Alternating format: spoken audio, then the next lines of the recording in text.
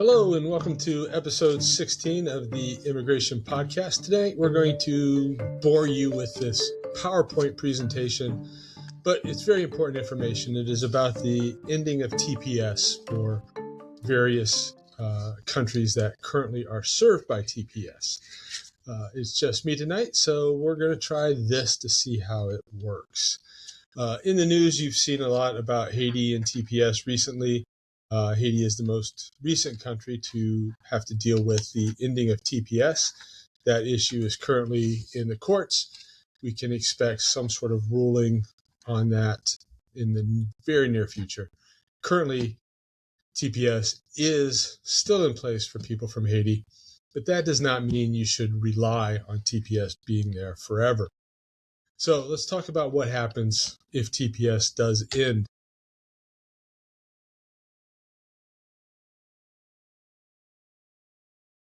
TPS was never designed to be a permanent program. When you read the statutes, when you read the code, it is something that is temporary. It is in the title, temporary protected status.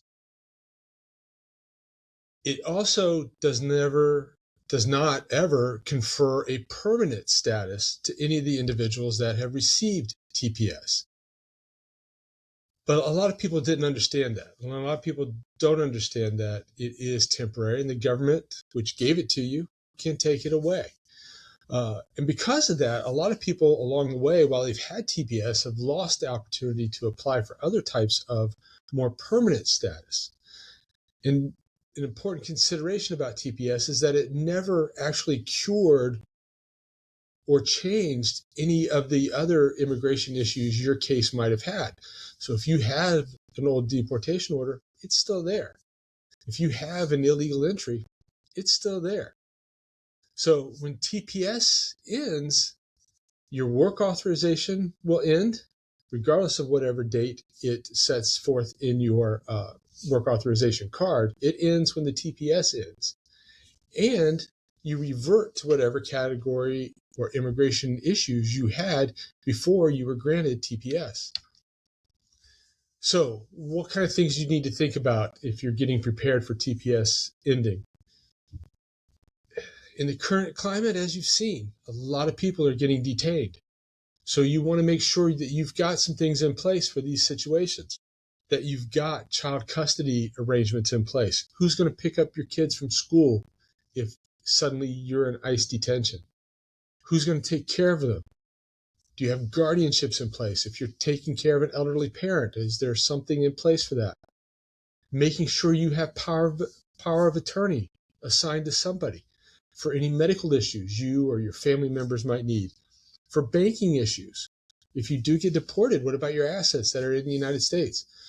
For any legal issues, helping you obtain an attorney, helping you obtain representation, or dealing with some of those other issues, guardianships and property and all of that. Phone numbers and addresses. Make sure you're carrying these things written down. We all have cell phones now and can't remember people's phone numbers or their contact information. So have those things written down if you think being detained may be an unfortunate thing in the future. If you are a small business owner, so many people that come to the United States open up small businesses. Make sure you have a plan in place. Who's going to continue to operate that business? Or is it going to be able to be sold or maintained or passed on to U.S. citizen or permanent resident relatives? Make sure you have copies of all your personal records, passports, birth certificates, all those sorts of things. Why this is important is because you've got to prepare for a situation. If TPS ends, will you find yourself in a situation where you are detained? Remember, right now, if you are someone that entered the country without inspection, typically what we call, the illegal entry, you are someone that the government says should be mandatorily detained. Now, we have a class action case out in California that says you should not be mandatorily detained just because you entered the country without inspection. But as of last week, the Fifth Circuit Court of Appeals, which governs Texas, Louisiana, and Mississippi, has said no. If you entered the country unlawfully, then you are subject to mandatory detention. So as you can imagine, if ICE picks you up Expect them to get you on a bus to Texas or Louisiana as quickly as possible. So you want to make sure that if you are a current TPS holder, you're doing the things you need to do to make sure your family and your kids, your job, your employment, your business, all that is taken care of. Prepare for potential arrest or detention. Gather your documents now. Gather your proof of identity. Gather proof of your family ties. Gather proof of rehabilitation if you have any old criminal history. Gather a sponsor. Make sure you talk to someone that's a citizen or a permanent resident that's willing to be a sponsor if you can apply for bond. Look for documents that show your proof of residence, your employment, that you have letters from friends and family and community members that support you and would support you in a release for bond. If you have an old removal order or you have an old criminal conviction, you really ought to be talking to an attorney as quickly as you can. You want to make sure that whether or not there's a way to challenge that old removal order, reopen that old removal order, challenge the old criminal conviction, because those old removal orders and those old criminal convictions can put you into a category now where you would be subject to mandatory detention.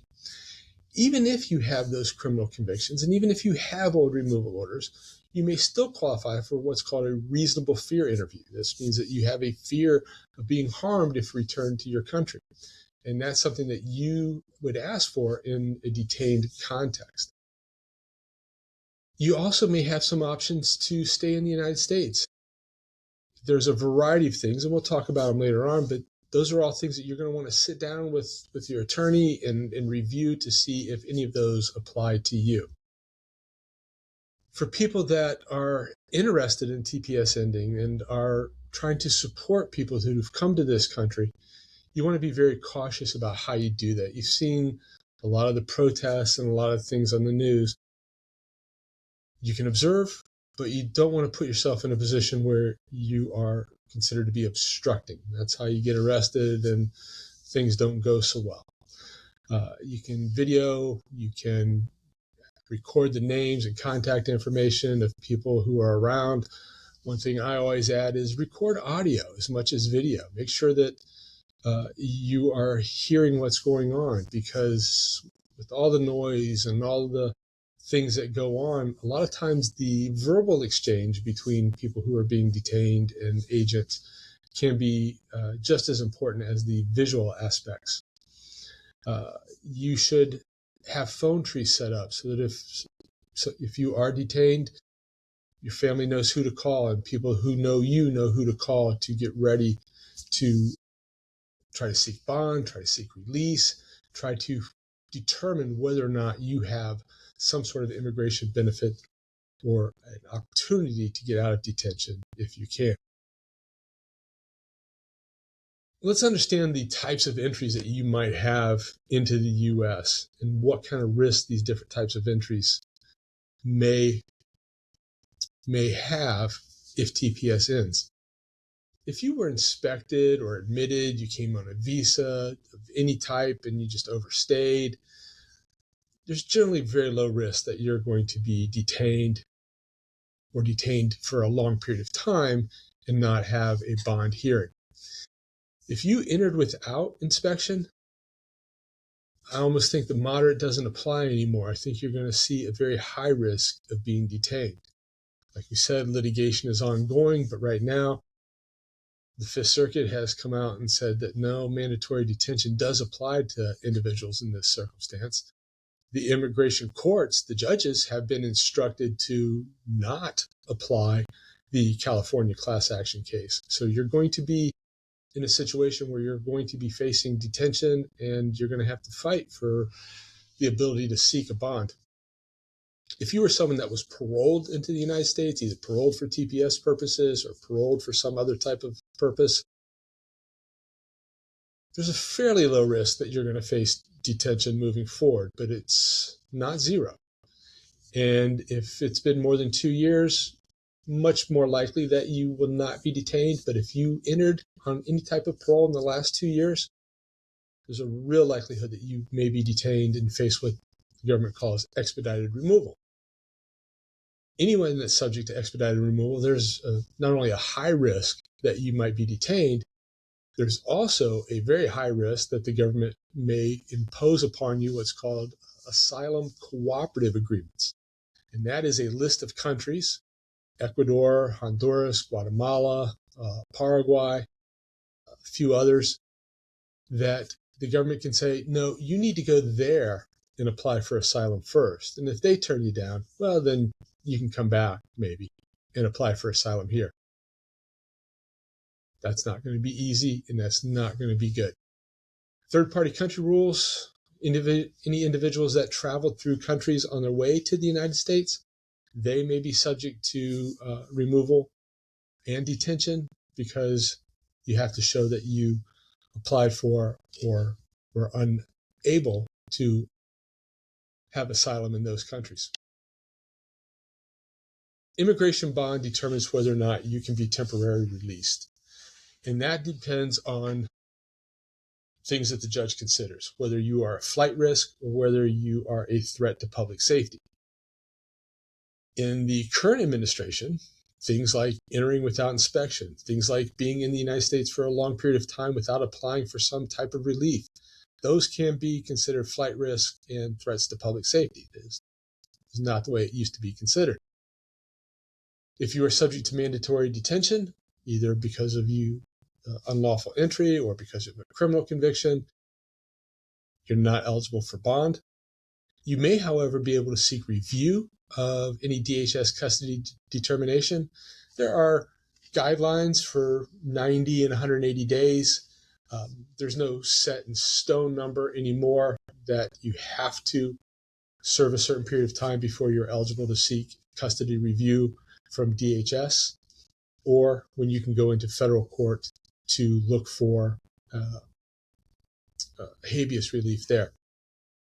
But be prepared now. Be prepared before you get detained if you need to apply for bond. And that's the things we talked about just a few minutes ago. Gather proof of your family connections. Gather proof of where you live, your employment, your business, letters of support, who's going to be your sponsor. Show your ties to the community and your family ties in the United States.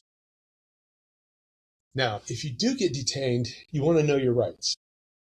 But you'll see a lot of pamphlets floating around about knowing your rights. And it's really not as straightforward as you have a right to not talk to the ICE agents. You have a Fifth Amendment right to not incriminate yourself. For some people, that is true. If you have no status in the United States, if you did not enter lawfully, well, then maybe exercising your Fifth Amendment right and standing silent is your best option.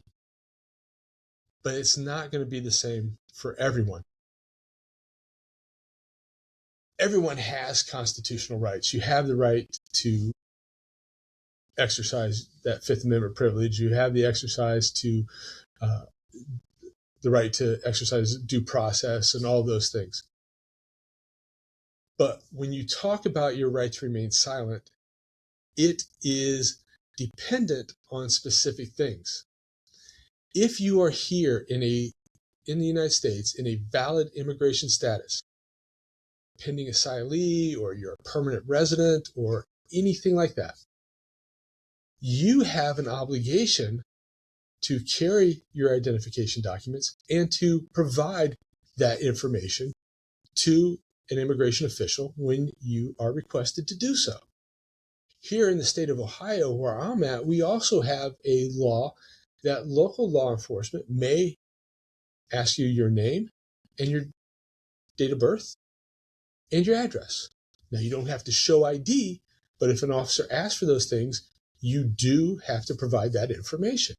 Failure to do so, regardless of your immigration status, can be a separate crime that can result in your arrest. And that's not going to look good when you're looking to apply for a bond down the road. The other thing to keep in mind is the jurisdiction of Border Patrol. When you are within 100 miles of an international border, Border Patrol has the authority to ask for identification information, even from United States citizens. So here in Northern Ohio, where I'm at, because of the lake in between us, we are within 100 miles of the Canadian border. There are Border Patrol in Cleveland. And if they ask me for identification, I have to provide that to them. That's part of the statute. Now, you do have the right to say that you want to consult with an attorney. You want an attorney to review anything before you sign it. Those are all good things and things that you have a right to do.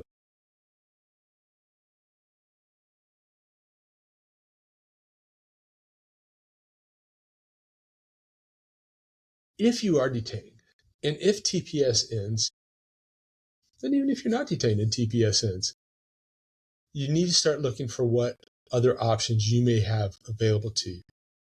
As we said, TPS was never intended to be permanent, and if you rely on it forever, you may find yourself subject to the whims of not only this administration, but a future government administration or a court ruling that ends your TPS for you. So some of the things that you need to be taking a look at is whether or not you have old immigration cases and what happened to those.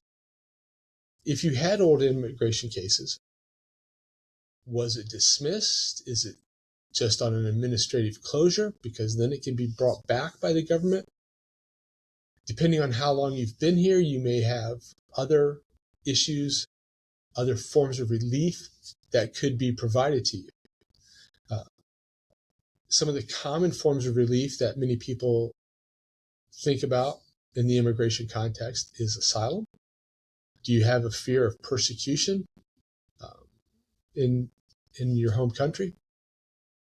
If you don't qualify for asylum, do you maybe qualify for withholding of removal or under the Convention Against Torture? Similar to asylum, it doesn't put you in a path to a green card. It's a little harder to prove that you qualify for withholding of removal, but it is another form of relief. If you have been in the United States for more than 10 years and you're a person of good moral character and you have qualifying United States citizen relatives, you may qualify for what's called cancellation of removal. If you've been the victim of a crime or human trafficking, which includes forced labor, you may qualify for a U or a T visa. If you have been abused by a U.S. citizen or permanent resident, spouse, parent, or child, you may qualify for under the Violence Against Women Act. If you are under the age of 21 and you've been abandoned or abused by one of your parents, you may qualify for special immigrant juvenile status. And if you're married to a U.S. citizen or permanent resident or have a U.S. citizen or permanent resident parent or child, you may qualify for adjustment of status. There are specific requirements for that with respect to legal entries, but there are also waivers that are available. Criminal records will complicate any of this. So you're going to want to make sure you're being proactive. Sit down with your attorney or a legal aid services provider and discuss these options. And it's really in your best interest to do it before an official end to TPS and you're trying to do it from a detention center. Talk a little bit more in depth about some of these options that are available to you. Credible fear and reasonable fear. And reasonable fear applies to individuals who have been previously deported or maybe don't qualify for credible fear because of a criminal conviction. If you have a credible fear of being harmed or persecuted in the country that you would be returned to if deported, this can allow you to have a full hearing in front of an immigration judge. Your first step is an interview with an asylum officer. If that officer determines that you do not have a valid, credible, or reasonable fear, you can request for an immigration judge to review that. And if the immigration judge approves it or the asylum officer approves it, you will have an opportunity in court for a full asylum or withholding of removal hearing.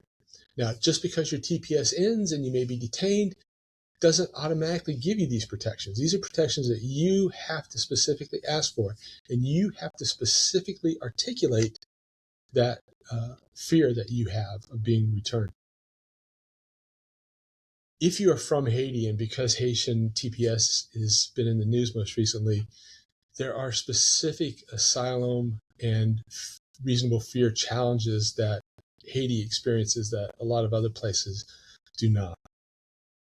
The laws for asylum require that you have to show that you'd be harmed or persecuted based on your race, your religion, your nationality, your political opinion, or a defined particular social group. And that can be a lot of things that you'd want to speak with your counsel about.